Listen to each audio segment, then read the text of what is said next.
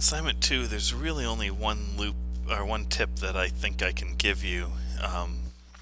The rest of it is fairly straightforward. I just want to show you, in case you're thinking, this does not sound straightforward to me, Mr. Steen. Okay, or I could just close that entire thing.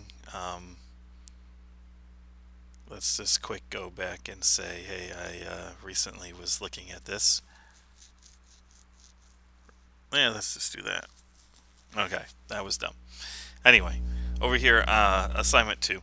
Ask the user their name and age. So the two input commands. You should know how to do those by now, including this one is a integer and this one is a string. Ask if it is their birthday. If it is their birthday. So right now we've got three inputs and one if statement, right? So the only thing you have to figure out is this part of it. Well, how do I print out a birthday message using a for loop? So that's the part we'll look at. The rest of it, I think you can figure out. And really what I want to show you here is going back to for loops and how they work. I said that for loops are based on when you know how many loops you want to do. So if I know I want to do something 5 times, a for loop is great with that. And then you can say, okay, I want my starting number, I want my ending number, and I want my count by number. But even though I said you need to know how many times you're doing it, you can turn one of these, any of these actually, into a variable. So you could say, start equals input, and this is not what the assignment says to do, but what number to start at.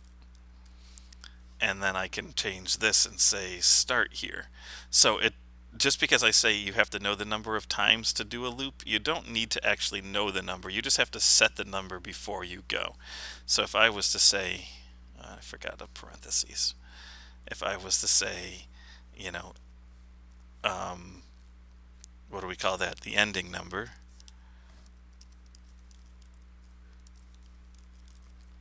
What number to end at? And then I can put an ending number here. So again, we know the number of times it's going to run through the loop. We just don't know it until we ask this question, but then we know it. Oh, he wants to end at number 10. Fine, I can do that. I can run a loop 10 times. If you're picky and you're thinking too hard, like I tend to do, you'll realize that the loops from the while, the badge where you worked on while loops, actually is this situation, because we would say what number factorial do you want to work on. From that point we know how many times we have to run through the loop, so you could do that with a for loop instead of a while loop. And the same goes with the Fibonacci sequence. If you haven't done those badges yet, that won't make sense to you, but I just find that interesting that sometimes I think, oh yeah, for loop's the way to go, and sometimes I think, oh yeah, while loop's the way to go.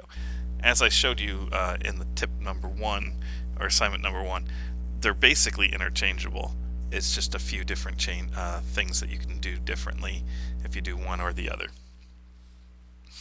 But that is the tip. From there, I think you might be able to figure out how to do this one.